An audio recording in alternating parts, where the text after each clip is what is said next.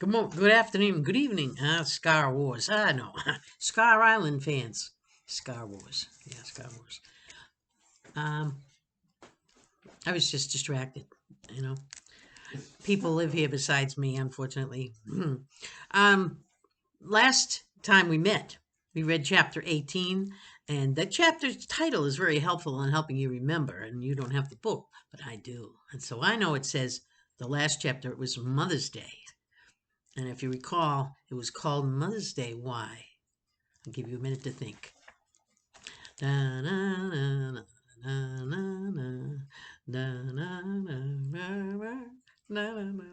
Anybody know? We should do this on Zoom and then you could answer me. That would be fun. Um, Maybe I will do one on Zoom. That would be kind of fun. I don't know how I could do that. But it was called Mother's Day because a boy told Jonathan his story about how he stole a pocketbook. Walter, it was, I think.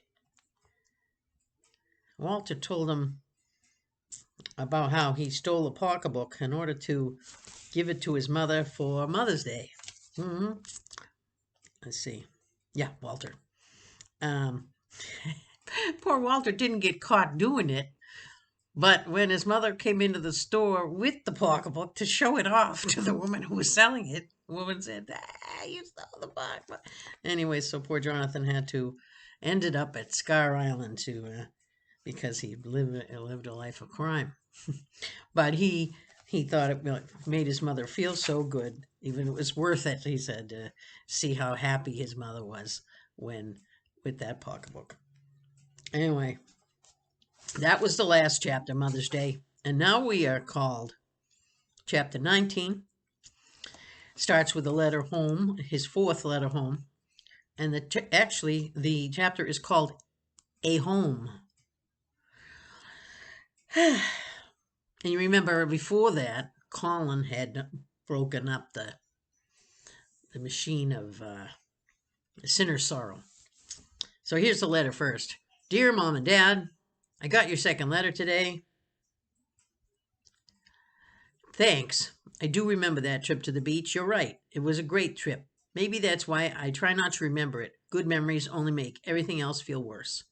You don't have to keep telling me you love me. I think I know it's true, but I wouldn't blame you if it wasn't. I wouldn't love me. Everything is fine here. We had a steak for dinner. I overcooked mine. Oh, I read that last time. I remember it. But it was still pretty well good. Do you think there will ever be a day that I don't think about it? Do you think there even should be? I hope you're feeling better with me gone. I'm sure it helps to not have me around. Reminding you. Please give my love to Sophia, Jonathan. So, whatever he did, he thinks that his being around might help his mother not remember that he did it. He feels pretty bad about it. That's good. That's a good sign. Yeah, it's good to feel bad about it. If you do something, you should feel bad. And then work to fix it in some way if you can, or whatever. But anyway, chapter 19, A Home. That doesn't really tell us much, but maybe by the time we finish the chapter, we'll know why it's called A Home. I would hope so. Here we go. With Robinson Crusoe tucked under one arm, Jonathan made his way quickly toward the library. He didn't go to the library yesterday, remember? He couldn't go because then Sebastian would have followed him and found Colin somewhere hiding. But he didn't go down there. He was afraid. So with Robinson Crusoe tucked under one arm, Jonathan made his way quickly toward the library. He scrambled his scrambled egg lunch set uneasily in his stomach. He knew his way well now. He didn't have to slow down or try to remember which way to go, and he could walk fast with the lantern held out in front of him. He saw more rats this time, probably because he could move so much faster. They didn't have a chance to get out of the way. They were very big, and he was sure he saw at least a couple scrabbling and squeaking away that didn't have tails. He kept expecting to turn a corner and see Colin, but besides the rats, the way before him was vacant and still. Soon he was knocking on the door of the library, and the librarian was letting him in. Finished Crusoe, I see, the librarian said as the door closed. Yeah, thanks, he handed the book over. Did you enjoy the book very much? Jonathan shrugged. Sure, we thought it was pretty cool, I guess. Boring in places, big words. Yes, and you're here for another book? Well, we still have Treasure Island. We'll start that tonight. Excellent. But you can't leave a library without a book, Jonathan finished. I know. The librarian looked at him with one twinkling eye and smiled. Yes, my thoughts, exactly. Let me find a book that you'll like. Jonathan wandered off among the shelves, browsing through the books, casually reading the titles embossed on the spines. He almost cried out when he was surprised by 99, curled up in a folded blanket between two stacks of books on a shelf. The gigantic rodent yawned a toothy yawn and sniffed his long whiskers nose up at Jonathan.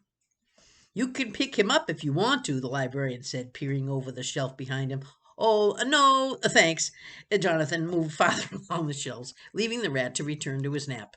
He stopped by one of the windows, mostly blocked by neatly lined books.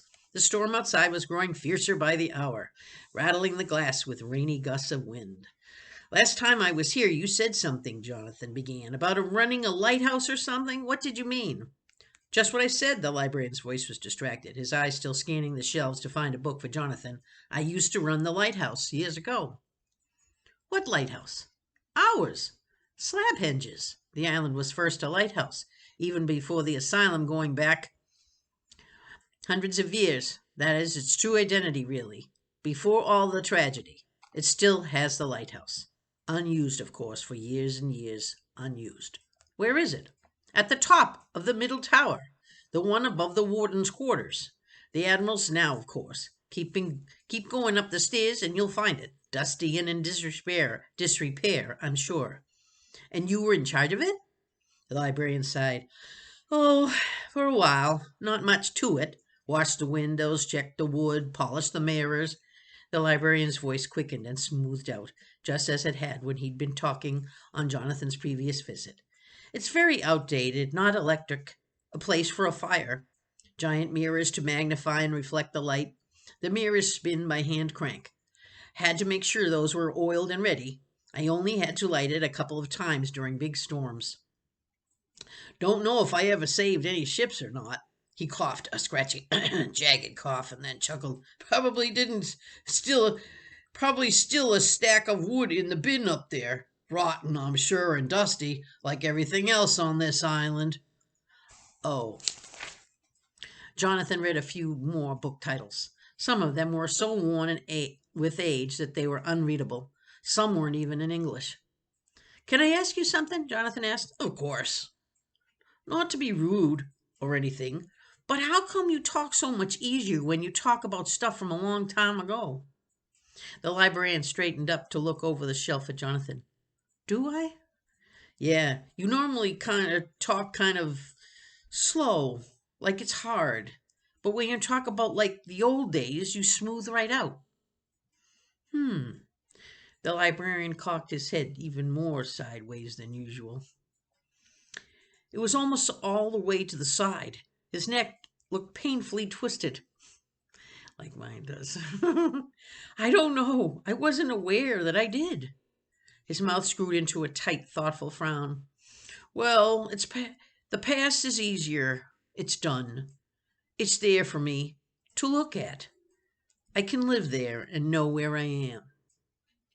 His eyes drifted away from Jonathan up toward the ceiling. As he spoke, they shifted slowly around the room and down to the floor at his feet. His voice got a little quieter with each limping sentence. It's the present that is so hard.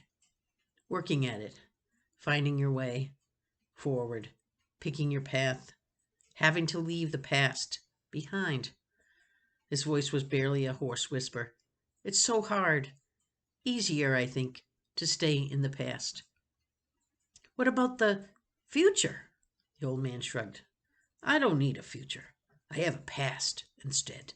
You can really only have one or the other, I think. And I like my island. But it's a prison, the librarian smiled. It's a home. Remember the title of the book? Of the chapter? A home. Goosebumps broke out on Jonathan's neck. He tugged nervously at his sleeves. The librarian's head slowly untwisted until it sat up at a normal angle. His voice rose back above a whisper. Here you go, he said, handing a book over the shelf to Jonathan. This one is perfect, I think. One of our newest books. Jonathan took the green and black book from the librarian's trembling hand. This is green and black. Interesting. Um, so he took the book from his trembling hand. Here you go. It's your book. Here you go.